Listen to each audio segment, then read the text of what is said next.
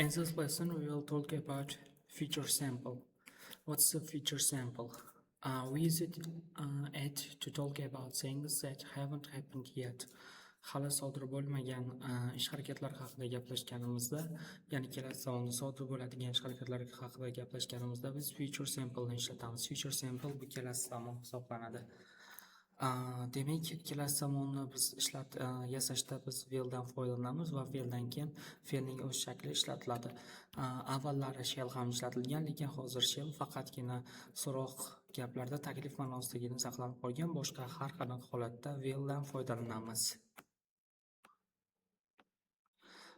Demak, feature sample qanaqa holatlarda ishlatiladi? Feature sample birinchi navbatda bashoratlar qilishda ishlatamiz feature sample'ni, ya'ni biz kelajakda hozir nima sodir bo'lishini bilmaymiz, o'shanda bashoratlarga, ya'ni kelajakda nima sodir bo'lishini aytishda, taxmin qilishda ishlatar ekanmiz.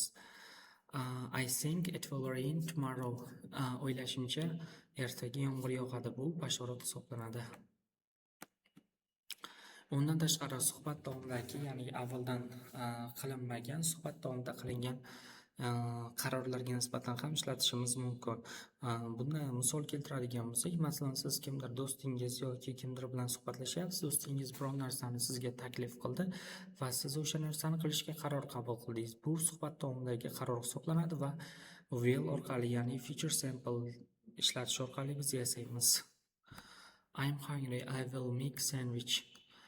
Men ochman, men sandwich qilaman degan misolni keltirishimiz mumkin. Va'dalar va takliflarda ham biz feature sample ni ishlatamiz. I promise I will do my homework tomorrow. Va'da beraman, ertaga vazifamni bajaraman.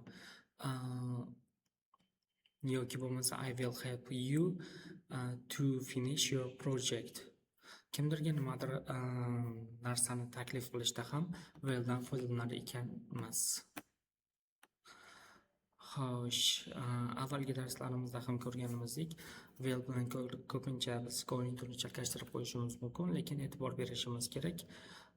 Going to avvaldan rejalashtirilgan, oldindan rejalashtirilgan ish harakatlar bo'lsa, will suhbat davomidagi va bashoratlarda ham going to da biz aniq bir isbotimiz bo'ladi, willda hech qanaqa isbotimiz bo'lmaydi. Willning inkor shakliga o'tadigan bo'lsak, willning inkor shaklini willdan keyin not qo'shish orqali yasaymiz.